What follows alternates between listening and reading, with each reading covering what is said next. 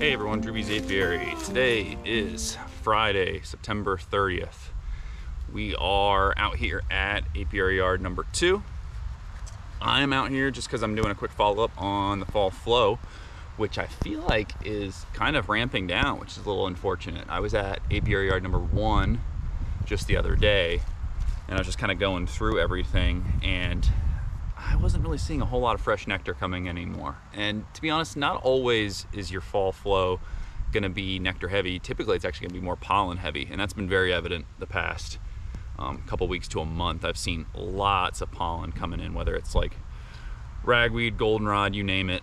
I see these bees coming in loaded their pollen baskets, which I'll try to show that on the video, but not a whole lot of nectar. So, I might have mentioned in one of my previous videos that I stopped feeding almost a full month. Not quite. It was a couple weeks ago I stopped feeding all my bees. And again, while I could have kept feeding them, I more wanted to see if fresh nectar was coming in with the fall flow.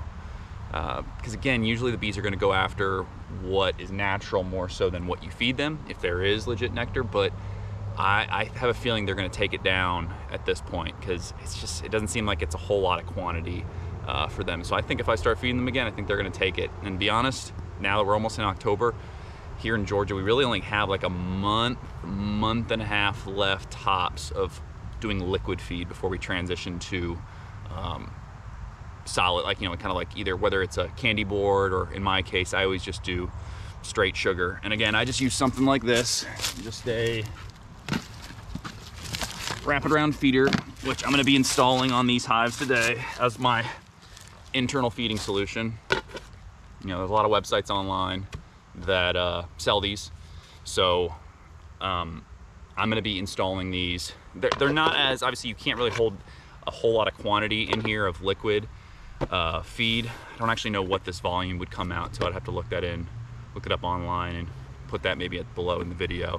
But again, this is very, very small amount of feed. But this is how I keep my bees fed during the winter. It's easiest. I can do liquid feed for the time being. Basically bees climb up this side, they come in here, this little plastic cup keeps the bees from getting out into the sugar syrup that's gonna be in here, but it's just enough of a gap at the bottom that they can drink. Like it doesn't make a complete full seal. And as the bees drink, they can climb back up the plastic and get back down. If you watch one of my previous videos, I mention it. Or I show how that's done, and there's plenty of other videos online showing the same thing. And the reason why I want to get these set up with this now is this is an easy way to internal feed. Does not result in a lot of bees dying compared to those, one of my other videos, like the boxes that look like a super that have an entire feeder built into it. Those work okay. You can put a lot of feed really quickly on bees, but you'll get a lot of bees that are going to die. That's my experience with those. You get a lot of drowning in those. These, I don't get a whole lot of drowning. Can't put as much feed, but that's the trade-off. And what's great is once I decide to switch from liquid to solid, it doesn't change it. You don't change anything with the process. You just aren't putting liquid sugar water in here. You're just putting straight table sugar. So I'm gonna be doing that today. I haven't peeked in these hives to see how those boxes are looking. Again, I doubt it's gonna be any different from the other yard. They usually should all be indicative. But beautiful day right here. Like I said, it's probably low 60s right now, like noon. This is like the best time of the year to work bees. Not gonna overheat, so I will have a good old time out here today doing this. So without further ado, I'm gonna get started, and I will stop and comment if anything I want to bring up. And kind of as predicted, not a whole lot of fresh nectar coming in anymore. We haven't really gotten much rain in the past 2 or 3 weeks. It's kind of weird. We were getting so much rain this summer, and I know that's usually cause for concern for the flow, especially if bees don't have any time to forage. But at this point, we could use something, even a little bit of rain at this point. So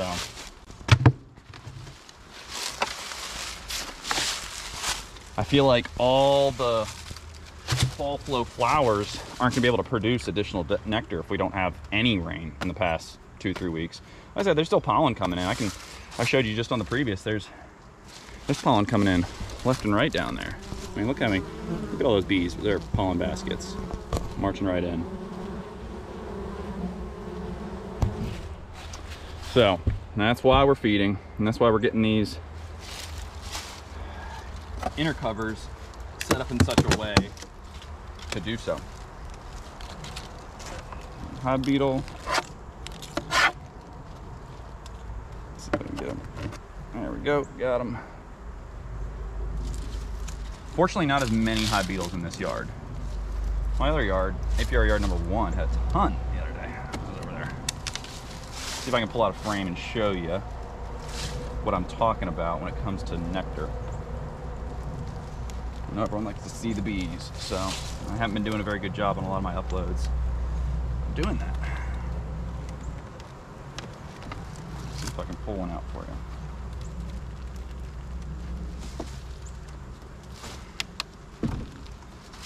Time of the year, propolis is really starting to harden due to the temperatures. You know, in the summer, while there's still plenty of propolis, it's so gooey and melty. Even though it gets all over your gloves, it's very easy to get the frames apart just because it's not hardened. Now we're getting to the time where the propolis that seals up all the corners, that stuff, a lot harder.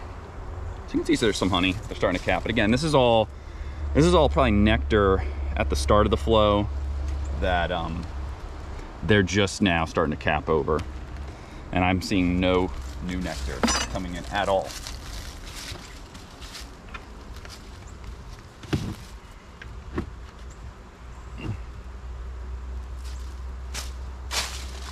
I'm over here to try to kill a hive beetle.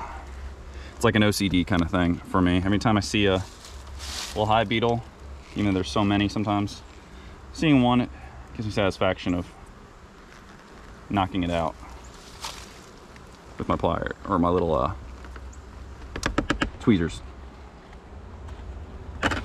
So, dead hive beetle, good for the hive. So again, all I'm seeing in here is capped over honey. A couple weeks I'll be taking this excess. A lot of my hives, so long as their deep is full up, I like to overwinter here in this part of Georgia. Just one deep is fine. And then I put a second box, which is what I'm about to show you here in a few, on top with the inner feeder, and just feed them all late fall, winter long. So that way they can stay rolling. But you know, I think it's totally reasonable, and I've done this with success, of deep body and super up top, you know, hopefully full of stores. Just know that those are gonna be the first ones you're gonna wanna split. They're going to swarm. The ones down here in this part of Georgia, if they've got that many resources going into the spring, you need to have them split. Honestly, if not by the first week of March, I mean, this past year they swarmed so early, I would have even done it late February if I had the opportunity. So something to keep in mind. But let me pause the video real quick and I'll show you how I do the inner covers again and show how I install that and fill it up. All right, here's what I'm talking about. Take it apart so you can kind of see. You can watch one of the other videos. There's other beekeepers that have done the same thing. Took a table saw, or not, hole saw, I'm sorry, on like a little cordless drill. Drilled 2 holes on both sides. Those are your ventilation holes. Because right here I had to modify. Usually this is just a straight, almost like a rectangle.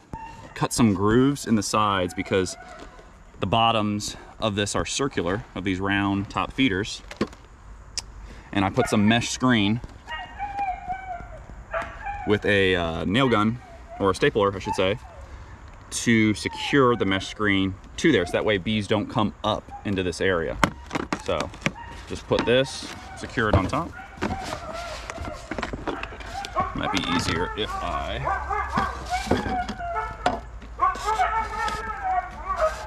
there we go. So you got the round top feeder just like that. Put it on top. And so now you've got the whole feeding area, which I'm gonna put, for now, trigger water.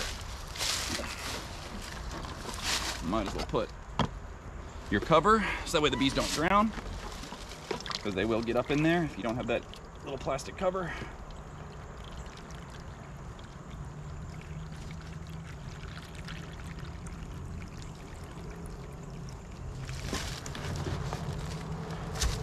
All right, that should be good.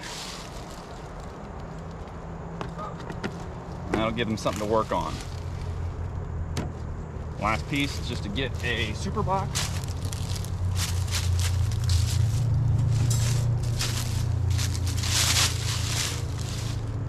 So it has somewhere to house that, so you can put your lid up top. I also recommend you put something heavy, like another rock if you got one, on top of this. I mean, it's on there good, but just another way to add some extra weight on the top of your hives. If you can do it, I recommend to do it. So that is what I'm going to do. See if I can find a rock laying around right here.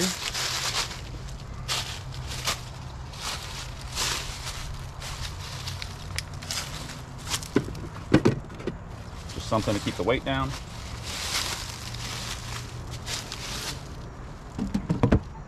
Lid back on. Brick back on lid. And that's it. All right, that's pretty much it for this yard. Kind of saw the results that I was expecting, which, let me get this camera fixed for y'all.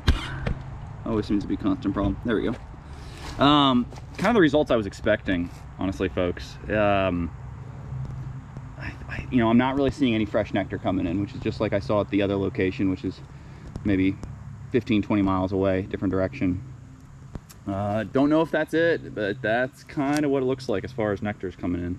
It's just pollen. So the fourth from the right, so not the first, fourth from the right, that little white one, I had to shrink it down. They were actually getting really close to the point of starvation. I was checking them. They had a good amount of stores, maybe, you know, in July. And again, you know, I've been feeding all these, but I've been externally feeding all the white ones. I've been internally feeding those brown ones. I was just kind of doing a test, and you know, basically putting out a 5-gallon bucket for these bees, and obviously any one of them can take advantage of that 5-gallon bucket, but you know, it'd be gone within a week's time. I don't have the ability to come out here and fill it more regularly than that this summer, but it was clear that that was not enough. I probably should either put 2 buckets out here, 2 5-gallons. You know, some beekeepers, when they do their feeding, they'll do 1 gallon to 2 gallons per hive per week. Given they can probably drink through that a lot quicker, but it comes down to the pace that you can refill your sugar water during the dearth. And some are fortunate they're bees in their backyard. These are not. These are far enough away that I can't check on them that regularly. So, you know, kind of lesson learned. I might have to come up with a different feeding system next year, or just come up with a, you know, different way that I can either more regularly feed them, or just find a way that when I do come out here, I put a bunch out all at once, and hopefully it takes them a little bit longer to drink it down. But I think what happened with that little one was there was not enough to go around in those 5-gallon external bucket, and the strongest hive got the most of it, and the weaker hives did not during the dearth, and they obviously suffered. So, you know, pay attention to that in your yards. You're always going to have hives that are going to outperform others, and if you do set up a situation like I did where, you know, it's free for all, the strongest is going to win. And you know, if you're not checking on your hives, and you know, while I've been checking, I probably wasn't checking as close, you'll get a situation like I just had where they almost starved. So I kind of stole some frames of honey from a stronger one, gave it to that weaker one, so at least they have something to start with. They've all got, like I said, that internal, that top super box you see on all 4 of them. All that is just it's an empty super box with that round top feeder with sugar water in it. Given that doesn't hold a whole lot of sugar water, but you know, if I can come out here once a week and feed them for as long as I can, that'll be ideal. So that is the goal. Other than that, I'm gonna go by the other yards, kind of see, you know, set up some similar, just continue to feed and see if I see the same results, and I'll chime in and show you, see if we're in that same situation as this yard.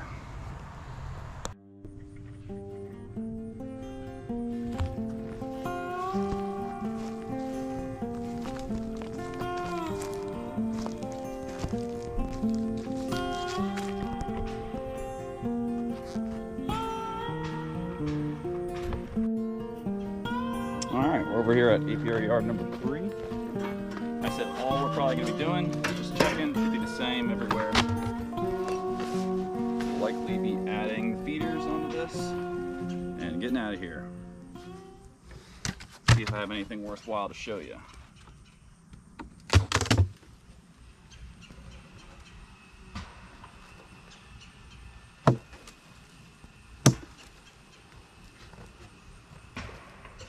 get that here set up in a second.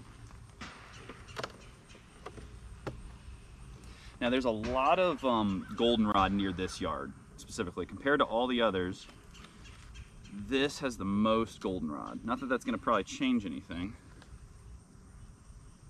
Which, no. A lot of drawn wax, but no fresh nectar, you know? Let's check one more. It's not in that one.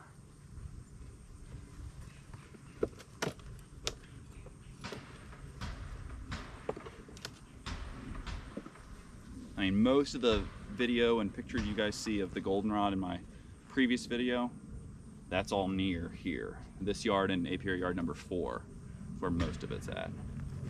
So, as you can see, these are pretty much completely blank. They're drawn out. Bees are walking them, but not a whole lot going on. Nothing stored. Empty.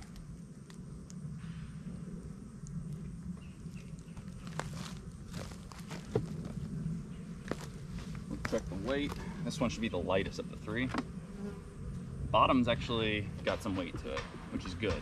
That means they're keeping a lot of it at the bottom. So all I'm gonna do with this is put this back on. I said in a month we might get rid of this box. We'll see.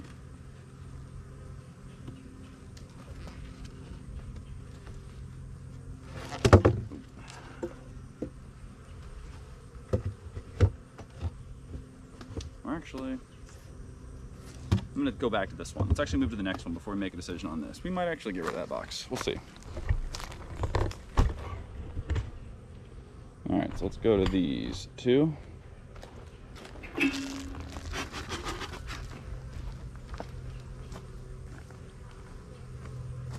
These we are gonna be getting rid of the top.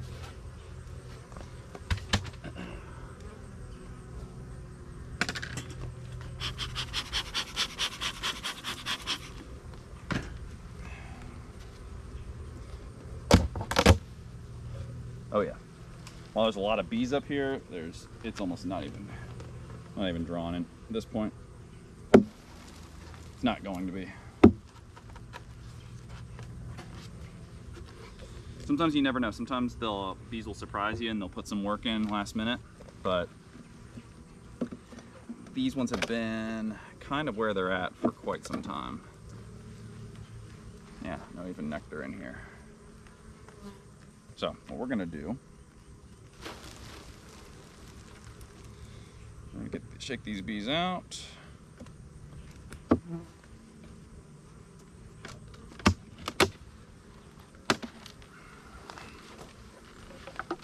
On top.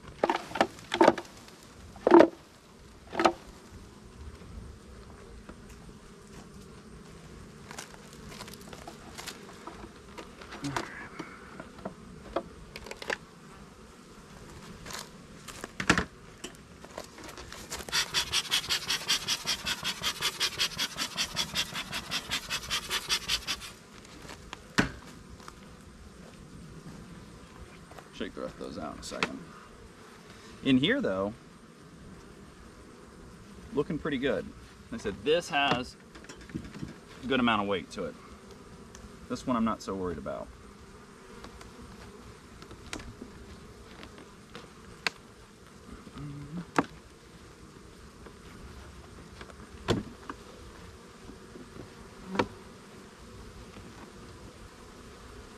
Oh yeah.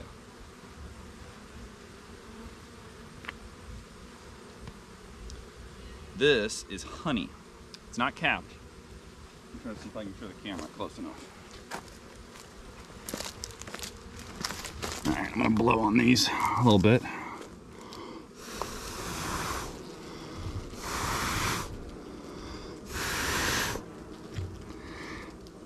In the last video, I was talking about nectar and the difference between being able to tell nectar and honey apart.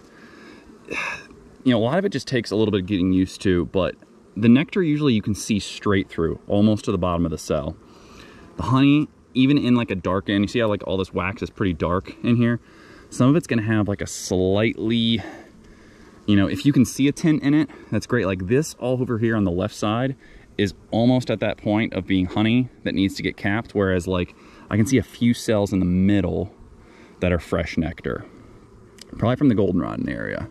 But again, it's not enough for them to pack in like I would have liked. We just didn't happen. So this is 2 years in a row of being a pretty weak fall flow, unfortunately. My first year, my first year, 3 years ago back, that was kind of similar too, but that's the best way to tell. It's kind of the coloration of the cell. So we're gonna put this back in there.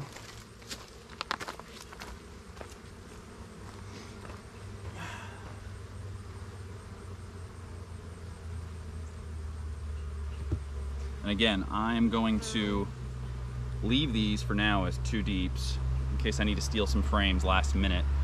These will all get buttoned up completely, ready to go by November. But for the next month, we're gonna go back to feeding, essentially. So I'm gonna pause the video. I'm gonna shake out this box I took on top of here. I'm gonna probably do the same with this one right here and get them set up for their feeders.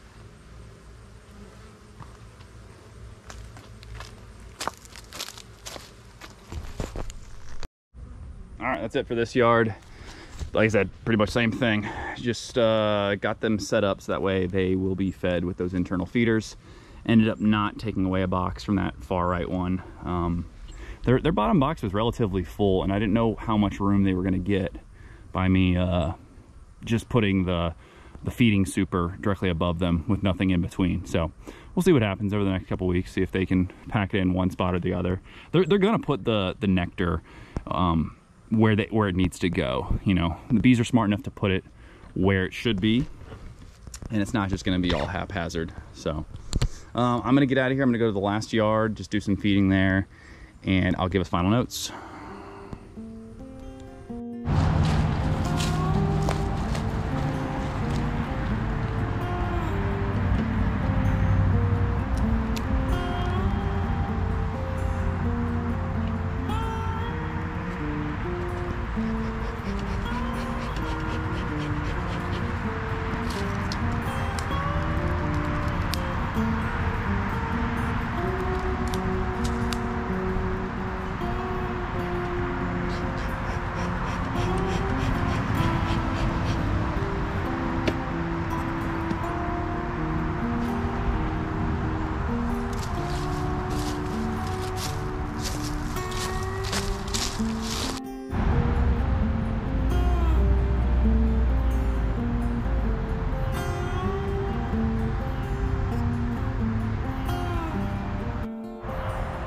All right, we're at the 4th yard.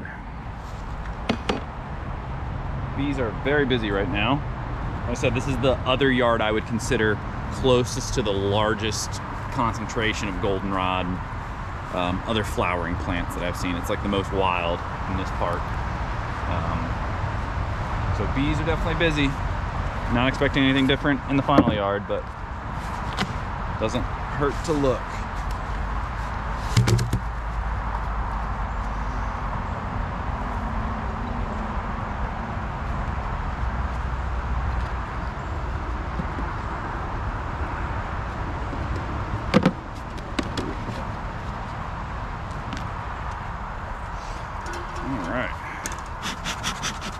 I think the last time I was out here was like a week and a half, almost 2 weeks ago.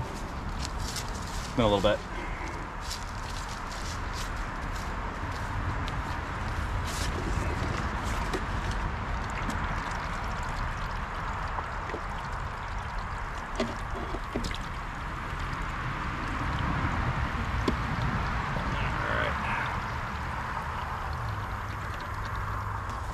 This thing has been huge help. Little 5-gallon little jerry can for all the sugar water feeds.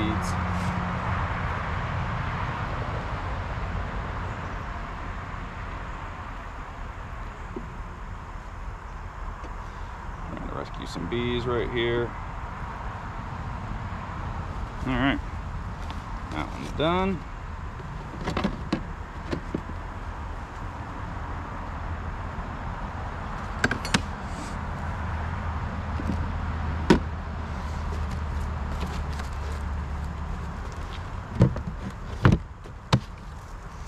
The ones that already have the internal feeders, I'm not doing any inspections. I'm just going in here straight feeding. So not much really else to say. If I will stop the video once I see anything of note, but all looks to be very busy and productive over here. Got the 2 combines we did last week.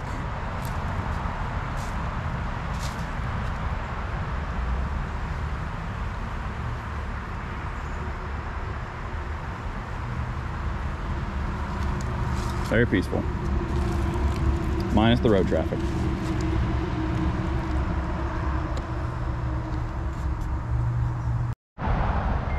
All right, that's pretty much it for today. Sun is just getting ready to set. Well, not set, but setting. So these bees are getting the last little bit in for the day, and I'm gonna get home myself.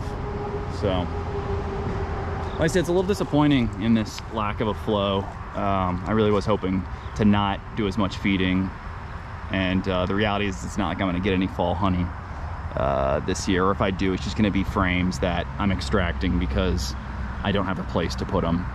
Over the next month, like I said, the goal is to pretty much condense the hives as small as possible and try to leave no wasted space. Sometimes that's easier said than done, but I will be doing that in the next video or videos aside from feeding, because again, we probably here in Georgia we got about a month and a half, right around like Thanksgiving's pretty much the time when we no longer do the liquid feed, and at that point it's just dry feed. So see how much weight we can put on them up until then.